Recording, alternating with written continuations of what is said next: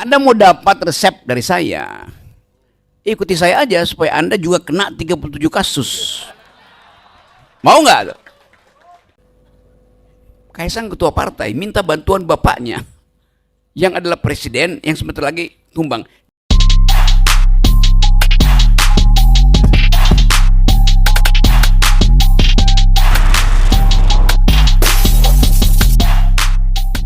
Oke, udah bisa tanya jawab nggak belum? Oke Bung, ini sebenarnya tolong ya.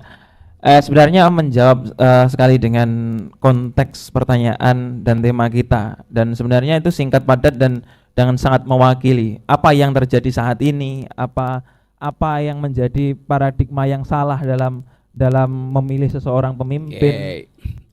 Jadi tadi pertama, kapasitas yang harus diukurkan pada dia. Kapasitas akal, kapasitas moral, dan kapasitas teknis. Kan itu 3 kapasitas yang dibutuhkan kalau kita sebut dia adalah leader. Dia punya kapasitas, dia punya kemampuan rasional untuk berpikir, dan dia punya kecukupan daya etis untuk mengerti bahwa kebijakan dia itu akan menyentuh bagian-bagian yang dia justru akan menyengsarakan. Ya saya itu seseorang yang udah 2 kali diprank oleh Jokowi itu. Jadi sekali lagi, ini contoh bagaimana kita seolah-olah tahu siapa yang harus memimpin, tetapi tidak cukup energi etis kita untuk mengatakan, saya butuh seseorang yang punya kapasitas itu. Ucapin aja kan anak muda kan. Nah kalau Anda nggak bisa ucapin itu, seperti yang terjadi di dalam pilpres kita butuh leader, tapi yang kita peroleh adalah dealer. Itu bedanya. Beda kualitas seorang leader dan seorang dealer. Nah kemampuan itu mestinya kita halangi, jangan sampai dia berlaku juga di Tulung Agung tuh. Kita perlu leader, tapi calon-calonnya dealer semua tuh. Nah kita ingin dari hari ini kita ucapkan bahwa Tulung Agung tidak ingin mengikuti pola Jakarta.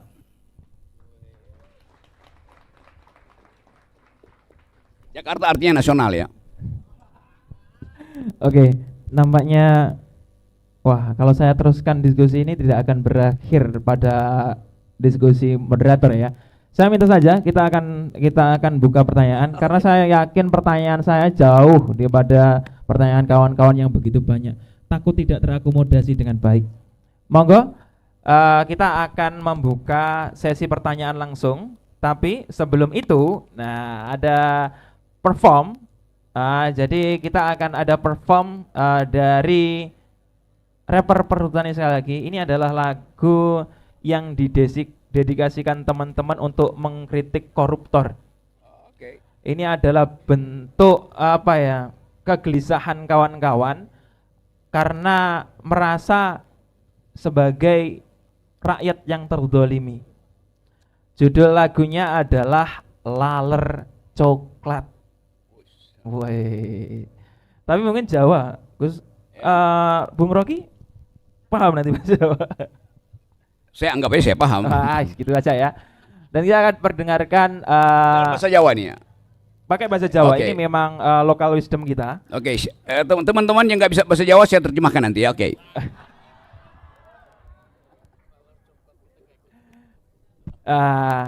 Kita kan nggak laler coklat ya, nggak termasuk. Oke, silakan tepuk tangan yang meriah untuk rapper Perhutani. Sauntara nang priksaan pedaan korupsi pengadaan seragam barek sepatune pegawai negeri sipil sing akehe 1,2 miliar rupiah iki tadi perkara sing kanggo rong instansi Guminti Kabupaten. Jadinya laler coklat judulnya. Ya. Antarane SKPD Ya.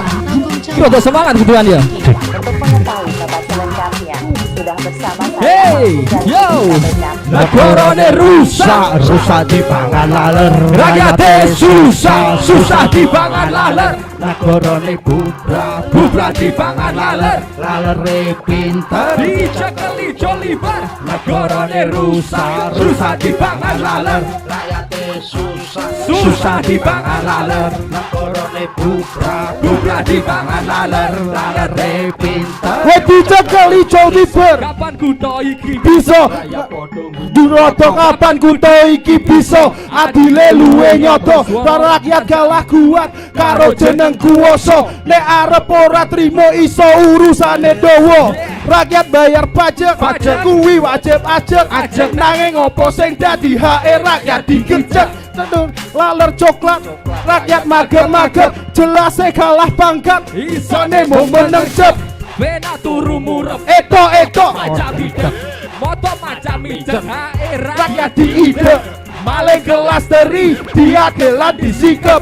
Maling kelas kakap kasus mandek ora jangkep. Coba balenono Pancasila nomor 5 pari karo kapas. sing ngono dodo Garuda Keadilan kudu rata sosial kale dijogo. Aja sekuasa laler coklat pandai dahsyat. Negarane Rusak dipangan laler. rakyate Susah dipangan laler. Negarane bubrah Dipangan laler. Lalere pinter dicekel ijo liber. Negarane bubrah Susah dipangan laler. rakyate susah dipangan laler. Negarane bubrah dipangan laler. Lalere pinter dicekel ijo liber. awake janji-janji dudu kerja tapi ngabdi nanging ra ono bukti dunya sing nomor siji pangkat jabatan muga kuat gawa amanat asal mung ngabung jeneng kasebut Laler laler coklat sengkuni malih rupa. ngabdi marang Astino Pendawa ora Ilo yen tumindak Allah rusak tata negara hae rakyat dikendat amarga laler coklat amanat ra dirumas Etok Wangi nanging jebule Bentungi etok nulungi nanging Jebule mecuti laler rupa Ireng kuwi luwe adem temen adem nanging sejatine Luwe kerem Lugo dhuwur kursi karo gawe dasi terus mengawasi duit sing arep Dikorupsi wis ora ngurusi rakyat brebes mili pokok ero duit laler ora peduli Negarane rusak dipangan laler. rakyate Susah dipangan laler. negarane Bubrah dipangan laler. lalere pinter Dicekel ijo liber. negarane Susah dipangan laler. rakyate Sing susah dipangan laler. negarane Bubrah dipangan laler. Lalere pinter dicekel ijo liber. laler seneng mencok dhuwur sampah Sampah. sing dicoki kuwi wujude Rupiah. laler tambah kata Kata. ranatine bunga Bunga. nanging nasib rakyat sing susah kuwi ya tambah laler kuwi ngono wabah penyakit aja sampe negara iki terjangkit ayo ndang dibasmi laler bendang mati negara dadi sehat bebas terjangkit penyakit laler iki Negarane rusak dipangan laler. Rakyate susah dipangan laler. Negarane bubrah dipangan laler. Lalere pinter dicekel ijo liber. Negarane rusak dipangan laler. Rakyate susah dipangan laler. Negarane bubrah dipangan laler. Lalere pinter dicekel ijo liber. Negarane rusak dipangan laler. Rakyate susah dipangan laler. Negarane bubrah dipangan laler. Lalere pinter dicekel ijo liber. Negarane rusak dipangan laler. Rakyate susah dipangan laler. Negarane bubrah dipangan laler. Lalere pinter dicekel ijo liber. matur Tepuk tangan untuk rapper Perhutani. Itu tadi satu lagu dari rapper Perhutani, Laler Coklat. Tafsirkan sendiri ya. Oke, selanjutnya seperti yang kita janjikan, kita akan berdiskusi bersama menghangatkan suasana. Mari kita cari bahan bakar baru agar diskusi ini lebih panas. Lewat pemantik diskusi, mari kita bakar bahan-bahan yang telah disiapkan dari rumah ini. Oke, kami persilakan untuk teman-teman pertanyaan atau mungkin pendapat terserah, atau mungkin ada hal yang berbeda dari yang dipaparkan kedua pemantik, kami sangat persilahkan untuk melakukan itu semua. Saya buka sesi pertama, silakan Mas yang pakai kacamata satu, Mas yang di sana yang pakai baju coklat ya, jenengan. Saya bukan aler dia. Bukan laler itu orang itu. Sama coba yang satu ya sana ya, kamu yang pakai kudung krem ya, oke. Siap.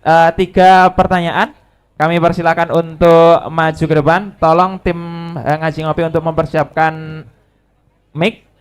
Nah itu yang pertama dari Mas yang yang berkacamata itu. Monggo berdiri Pak untuk perkenalkan diri, kalau boleh dari asal mana dan kemudian apa pertanyaan yang ingin disampaikan atau mungkin sanggahan atau apapun itu.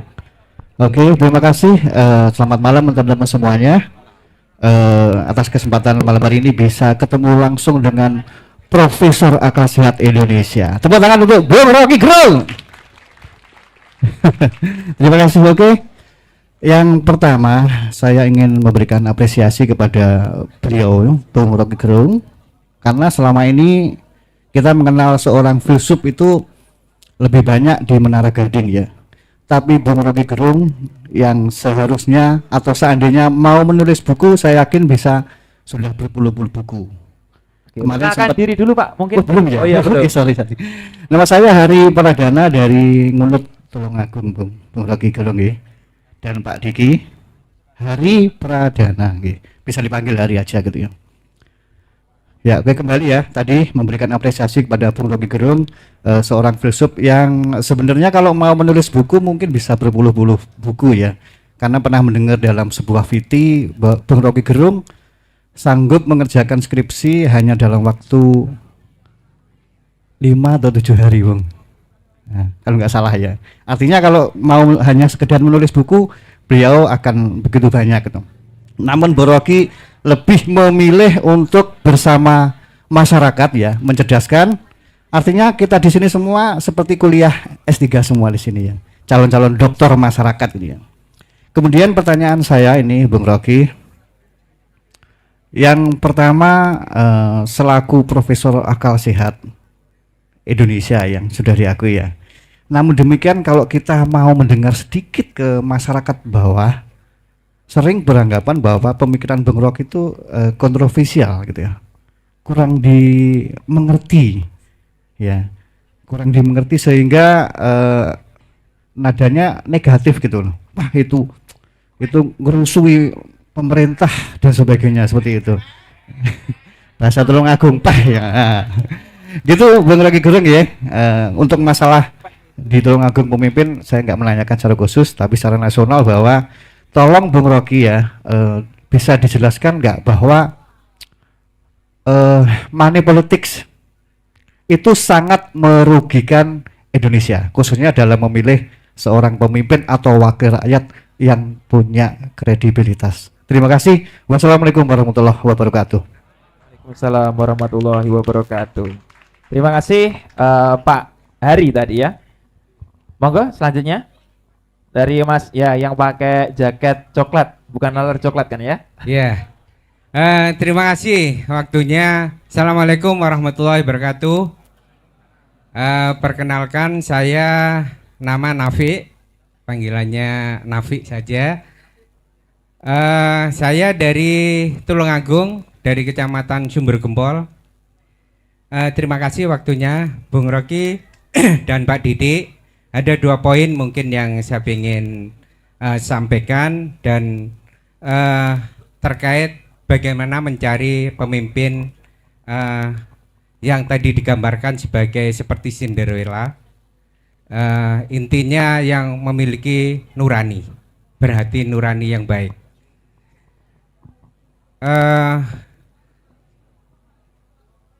Dengan melihat mencari pemimpin itu seperti fiksi yang fiktif gitu. Jadi sebuah fiksi yang fiktif kalau kita ingin mencari pemimpin seperti Cinderella.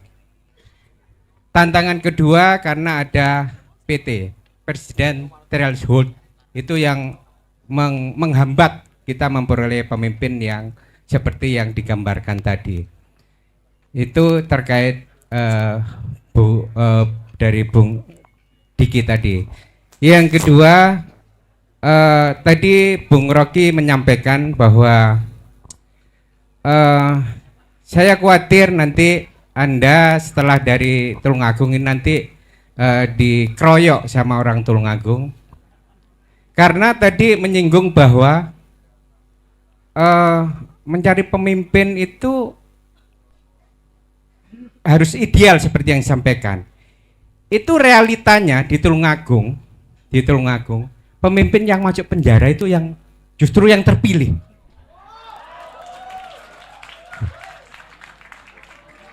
Yang jelas-jelas tidak ada moral itu terpilih. Jadi mungkin saya yakin bukan yang di sini yang memilih, mungkin. Tapi dari 1.087 jumlah penduduk di Kabupaten Tulungagung itu realitanya menang mutlak. Jadi fenomena di Jakarta itu sudah menurun di Tulungagung ini, Pak. Jadi bahkan sudah masuk ke kampus juga. Bahwa pemimpin di kampus itu sudah ya nyerempet very kulusu katanya. Nyerempet bahaya.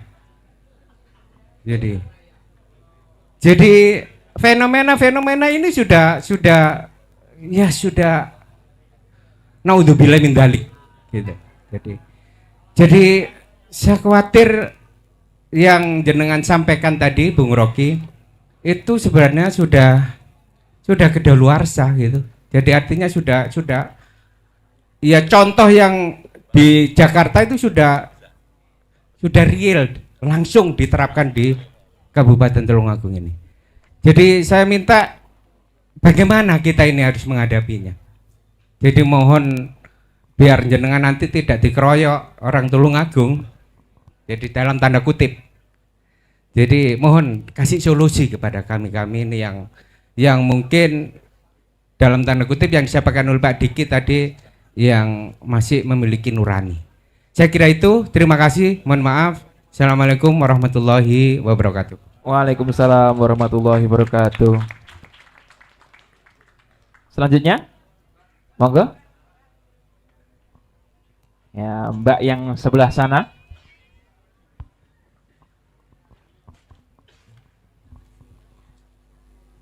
Baik, selamat malam. Terima kasih waktunya. Perkenalkan, nama saya Nata dari UIN Tulungagung. Untuk ini pertanyaan untuk Bung Rocky. Mungkin banyak sekali ya, maaf, ketika ada pemilihan, entah itu pemilu atau apapun itu, ya entah dari pemilihan ketua RT, presiden, pastikan ada embel-embelnya. Salah satu contohnya uang. Nah, seperti yang di desa saya kan berdomisili di Trenggalek.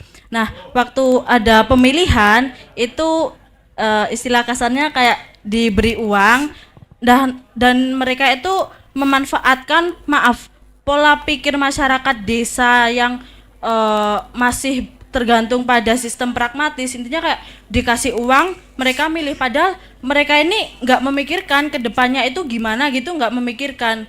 Mungkin ada cara nggak sih Bung untuk memberitahu mereka bahwa apa yang mereka lakukan ini benar apa enggak sih, karena kita kan nggak tahu pemimpin ini bakal ada perubahan atau tidak. Bahkan ketika pemimpin mempublikasikan kebaikan mereka itu kadang kan cuma bualan semata di depan publik doang, di belakangnya kita nggak tahu kalau mereka itu jahat dan merugikan. Itu bisa nggak sih Bung kita membantu merubah pola pikir masyarakat yang berpendidikan rendah dan miskin agar mereka itu paham apa yang ada di pemerintahan sekarang itu didasarkan dari diri mereka sendiri. Begitu. Baik, selamat malam. Terima kasih. Terima kasih. Mbak Nata tadi ya. Oke, tepuk tangan untuk Mbak Nata dan ketiga penanya yang telah mengutarakan pendapat dan pertanyaannya. Nah, ini ada 3 pertanyaan. Perlu saya sebutkan atau langsung dibahas? Perlu. Ya masih ya. Daripada nanti saya meleset ya. Saya persilakan untuk Bung Diki untuk memberi paparan. Ya, prinsipnya tiga-tiganya sama, bicara tentang money politik, bagaimana mengatasinya. Saya caleg yang gagal. Saya bersumpah atas nama Tuhan, saya tidak mau melakukan money politik dan saya tidak bisa menang. Jadi kalau mau menang ya mesti money politik. Itu negara kita. Ya, bagaimana merubahnya? Revolusi. Nggak ada revolusi, nggak akan ada perubahan. Tapi ngomong revolusi di sini nanti dikiranya kita mau melakukan makar. Ya, padahal ya pengen. Ya, ya. Tapi poinnya begini. Poinnya bahwa sekarang itu eranya anak muda sebetulnya. Ya, jadi kalau Anda lihat di luar negeri itu, segala kebijakan pemerintah pun sangat mengikuti pola pikir anak muda. Anak muda ini sekarang nggak ada yang beli botol minuman begini nih. Mereka lebih bawa tumbler. Karena mereka sadar bahwa lingkungan itu perlu dijaga. Nggak kayak kita yang masih pakai begini. Ya, artinya lambat laun perubahan pemikiran masyarakat itu yang generasi zilenial, milenial itu pasti akan mengarah kepada kesadaran bahwa uang bukan segalanya. Tapi itu tidak akan berubah di negara ini kalau kemiskinan masih ada. Ya, kunci dari semua sistem yang ada di negara kita ini adalah kemiskinan dan kecerdasan. Kita ini pemilihnya 60% itu rata-rata adalah orang yang tidak lulus SMP. Dan suaranya sama dengan suara profesor seperti Rocky. Sama. Suara Rocky satu, suara anak SMP yang tidak lulus itu juga satu. Kemudian kemiskinan. BLT yang 300.000, bansos yang beras 10 kilo cukup habis 2 minggu, itu cukup membuat mereka berubah pikiran kepada yang memberi. Itu karena kemiskinan. Jadi persoalannya, persoalan money politik ini persoalan yang sangat menjengkelkan dan capek untuk dibahas. Orang seperti Bung Rocky yang teriak-teriak luar biasa sampai berani bilang bajingan tolol, tidak merubah apapun. Rafli Harun, Faisal Basri, Isaduddin Nursi, Din Samsudin, Amin Rais. Apa pengaruhnya? Makin memperburuk juga situasi politik sekarang. Betul tidak? Ada Bung Rocky yang tiap hari bicara di FNN, merubah tidak? Tidak juga merubah keadaan politik di negara kita. Cuma kalian senang aja dengernya sekarang. Senang denger dia berani ngomong keras, berani bicara tentang kebenaran, tapi tidak merubah keadaan negara. Karena yang kita lakukan adalah menyampaikan kesadaran, tapi tidak belajar menyadarkan. Kita ini tidak pernah mencoba menyadarkan pada partai politik. Kita cuma bicara retorika tentang kebenaran dan kesadaran. Tapi kita tidak pernah mengajak kepada kesadaran. Nah ini yang susah. Sebetulnya saya lebih berharap anak muda yang melakukan ini. Makanya berkali-kali saya membuat kegiatan seperti ini di kalangan mahasiswa dan kampus. Mereka yang harus memulai. Karena berasal dari mereka, perubahan kesadaran itu terjadi di orang-orang yang ada di partai politik. Jangan berharap negara ini akan berubah sampai di tahun 2025, 2030, nggak akan terjadi. 2045 Indonesia emas, itu omong kosong.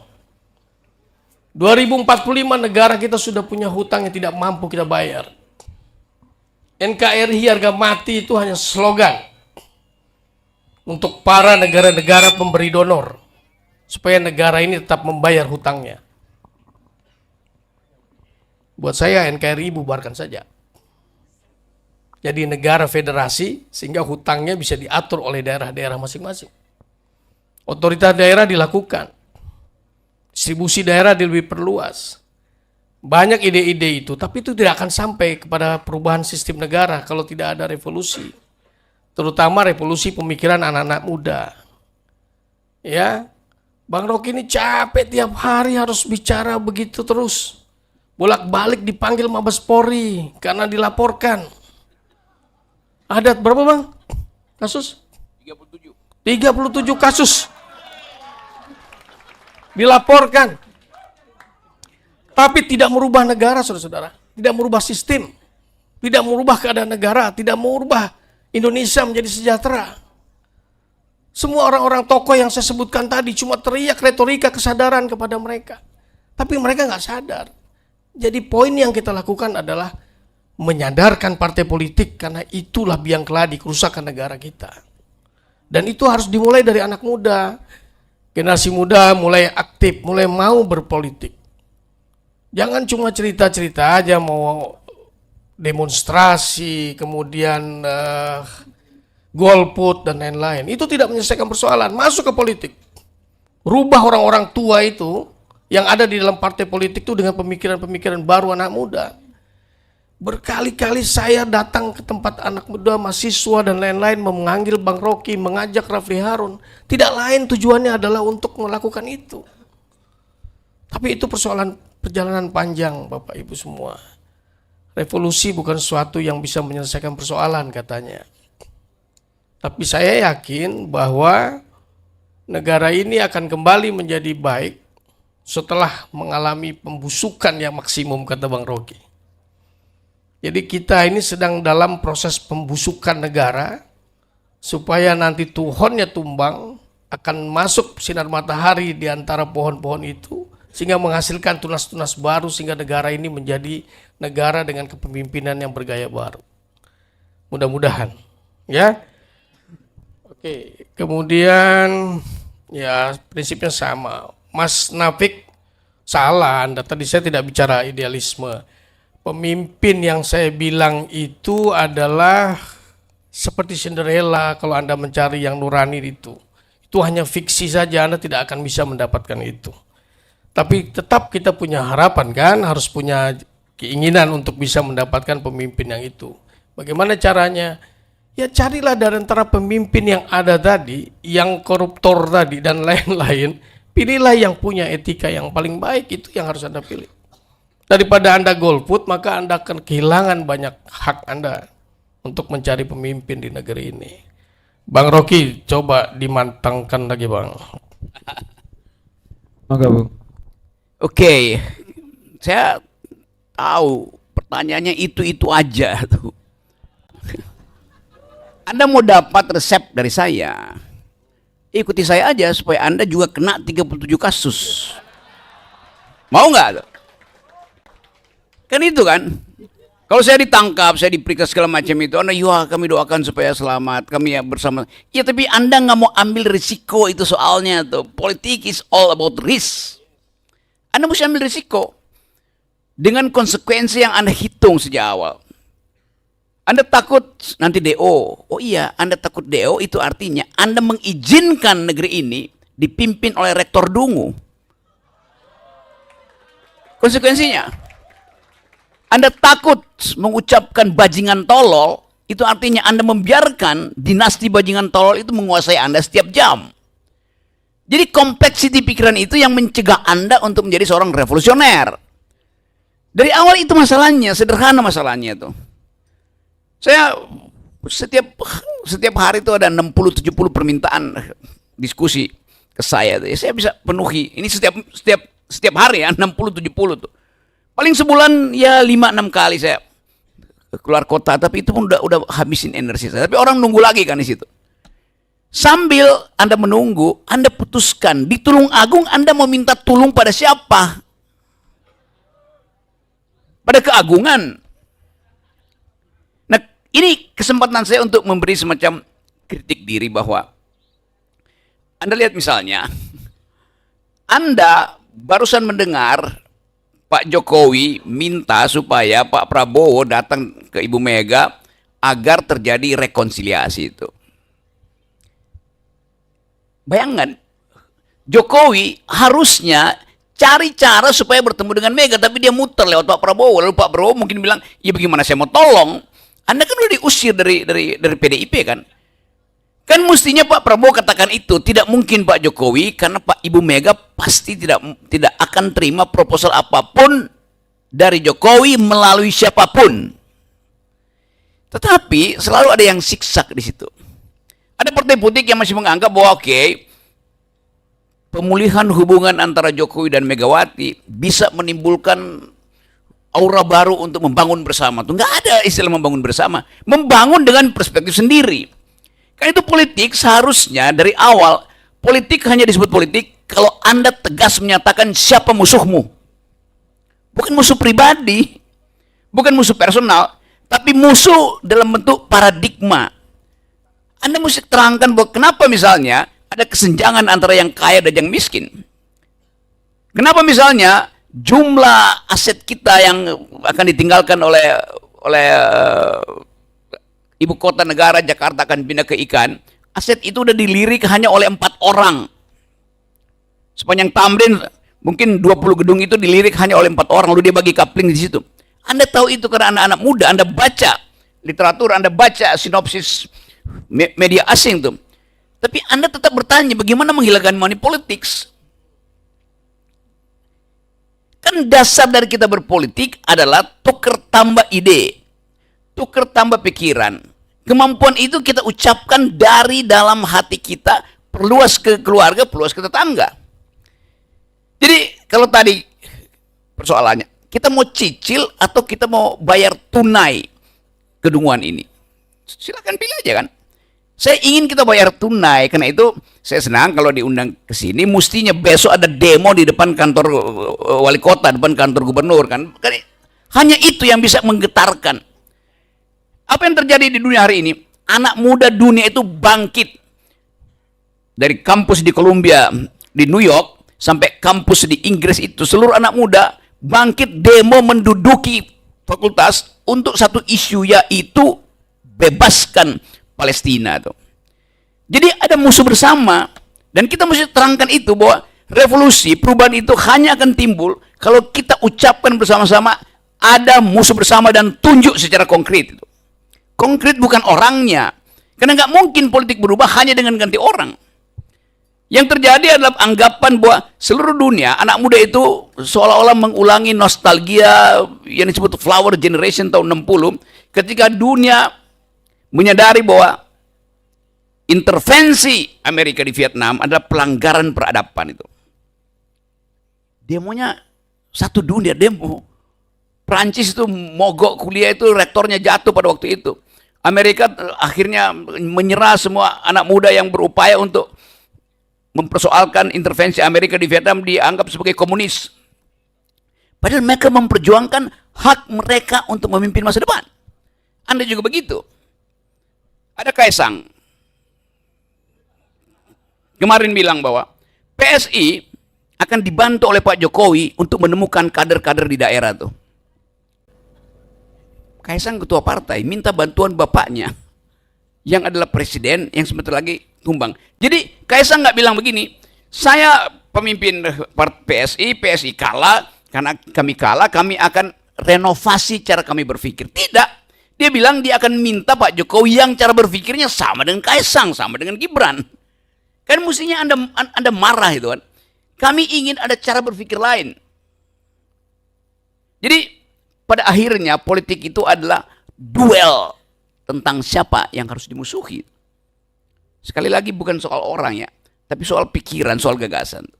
Nah ini kesempatan buat kita itu.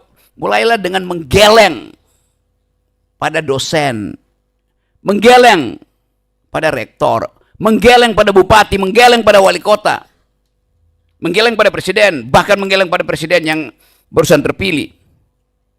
Itu yang kita perlukan. Jadi kalau kita anggap demokrasi itu kita menunggu sejarah, ya boleh aja. Tapi sejarah juga meminta kita untuk mempercepat perubahan. Jadi kondisionalitas itu sama seperti tadi teman masih bicara, ya itu nggak mungkin yang di Jakarta udah terjadi di sini. Ya kalau nggak mungkin ngapain hadir di sini? Justru kita mau ucapkan energi baru dari Tulung Agung, sehingga Tulung Agung bisa menjadi tulang punggung perubahan. Poin-poin ini sebetulnya, saya tahu teman-teman isi membangun komunitas kopi itu artinya mengakumulasi dan mengkristalisasi gagasan di situ. Nah gagasan kalau dia sudah crystallize, sudah terbentuk molekulnya itu, dia akan mencari massa, dia akan mencari pengikut. Gagasan yang sempurna akan mencari pengikut yang radikal.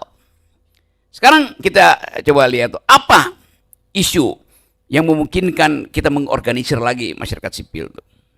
Soal kabinet, gampang soal kabinet, tukar tambah tuh.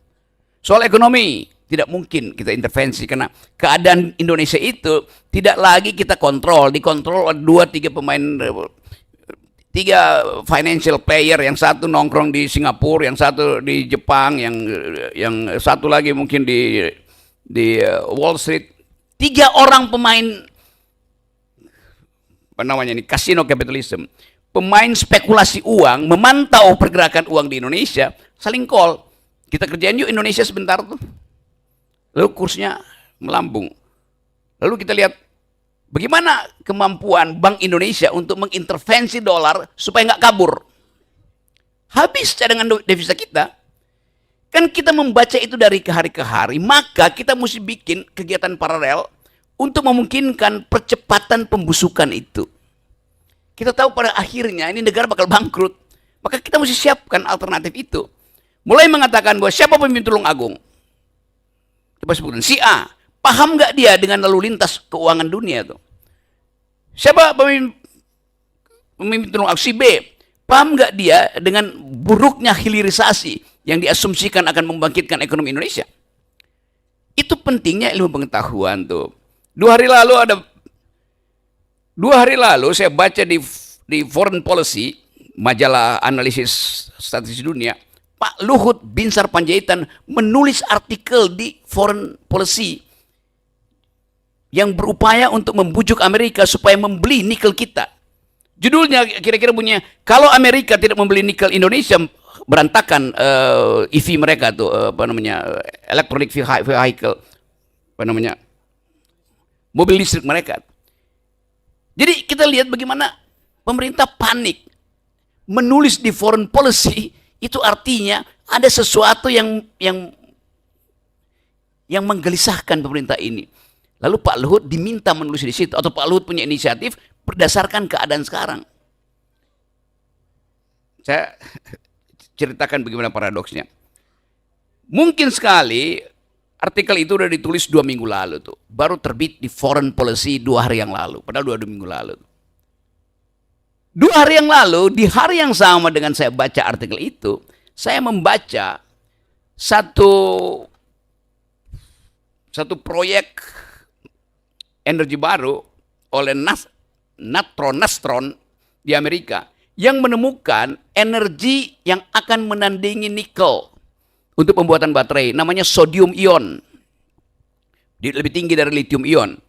Sodium ion ini energi baru untuk mengantisipasi kebutuhan energi ketika kalian semua ini mulai masuk di dalam artificial intelligence yang membutuhkan kecepatan download, upload segala macam, sehingga nikel itu dihitung nggak mampu untuk dipakai sebagai alat untuk membackup pertarungan pikiran. 5 tahun ke depan, nikel Indonesia 7-8 tahun lagi habis itu. Jadi kita tahu bahwa ini negeri bakal bangkrut. Bagaimana caranya? Itu yang kita sebut sumber informasi itu. Kan semua sistem energi dunia, penelitian energi dunia, nggak ada yang terbuka. Karena energi itu menyangkut rumus kimia, menyangkut statistik, deposit yang harus dilindungi datanya supaya nggak ada orang tahu berapa yang masih ada di Indonesia, berapa yang nikel yang mungkin punya Australia itu. Nah ini sebetulnya yang saya maksud, teman-teman mahasiswa di Tulungagung baca supaya kita tahu momentumnya sudah tiba. Kayak itu dasarnya kan. Jangan sampai satu waktu kemudian kita, terlambat. Itu pentingnya mulai menganalisis keadaan global. Karena Indonesia berubah bukan karena kemampuan kita sendiri, juga karena faktor global, terutama soal energi dan lingkungan. Nah, coba bikin kelas-kelas studi di sini itu dan ucapkan setiap hari bahwa kami mengerti keadaan di dalam negeri dan di luar negeri. Kami tahu bahwa cadangan devisa Bank Indonesia pasti habis. Kami tahu cadangan nikel kita pasti habis tuh. Ini jadikan sebagai argumen untuk Anda duelkan dengan calon pemimpin Tulungagung. Mungkin calonnya bilang, itu kan urusan dunia, saya cuma memimpin Tulungagung yang rakyat cuma berapa? 1.300.000. Loh bukan itu intinya. Kita mau pemimpin di tingkat lokal pun tahu apa yang terjadi di dunia. Itu namanya pemimpin yang kita idealkan tadi itu. Jadi sekali lagi, mulai hentikan itu. Kalau soal money politik udah tahu itu nggak bisa dihapuskan tadi. Pak Diki udah terangkan dari awal bahwa sistem kita didesain untuk itu. Jadi ngapain mengeluh tentang sistem itu? Kita mesti lakukan countervailing force untuk menghalangi itu. Jadi cara berpikirnya kita ubah bahwa kita nggak mungkin meminta dari dalam untuk berubah. Harus ada sponsor dan kekuatan dari luar. Seorang perempuan Amerika, kira-kira di tahun 80-90 itu mendalilkan bahwa the master's tool will never dismantle the master's house. Peralatan raja tidak mungkin dipakai untuk membongkar istana raja, karena itu perlu peralatan dari luar. Teman-teman muda di Tulung Agung ada peralatan dari luar untuk membongkar istana raja itu. Istana Raja Tulung Agung, Istana Raja Jawa Timur, Istana Raja Indonesia bagian Barat, Istana Raja Republik Indonesia. Nah, ini yang saya inginkan diterbitkan di sini. Jadi tetap saya tahu bahwa kegelisahan masih soal money politik segala macam. Yang kita tahu apapun keterangan saya tidak akan mengubah karena itu adalah peralatan di dalam istana. Apa yang akan dilakukan besok?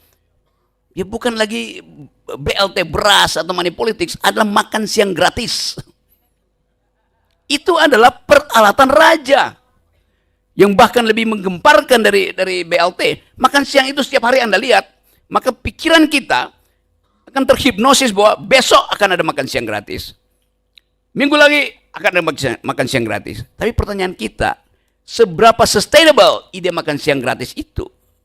APBN adalah jawabannya. Semua ambisi kebijakan akan dibatalkan oleh APBN. Dapat poin itu kan? Jadi kelihatannya, itu poin pertama saya mau terangkan bahwa keadaan sosiopolitik global harus Anda ketahui. Sekarang kita lihat keadaan di dalam negeri itu. Apakah akan mulus pemerintahan Pak Prabowo? Sementara ini kita lihat mungkin Pak Prabowo masih oke, apa yang diminta oleh Pak Jokowi dia mesti yain karena dia belum dilantik sebagai the real leader itu. Kalau dia dilantik, kekuasaan itu pindah. Dan tidak ada teori di mana kekuasaan itu mau berbagi sehingga ada dua matahari di Republik. Jadi pasti ada ketegangan. Ada mungkin lihat nanti satu waktu di Tulung Agung atau mulai sekarang aja tuh, semua poster yang akan dipasang di situ. Sebelah kanan ada Prabowo, sebelah kiri adalah Gibran. Balikin aja fotonya Gibran. Sebagai tanda protes. Apalagi kalau Anda sekaligus balikin foto Prabowo. Sebagai tanda bahwa tidak diizinkan oleh etika menggandeng pasangan pengantin tanpa akad yang halal. Itu maksudnya, politik hanya di situ uraiannya tuh. Oke, sebelum saya kena delik lagi, saya berhenti di situ dulu ya. Tepuk tangan untuk kedua pemantik diskusi kita.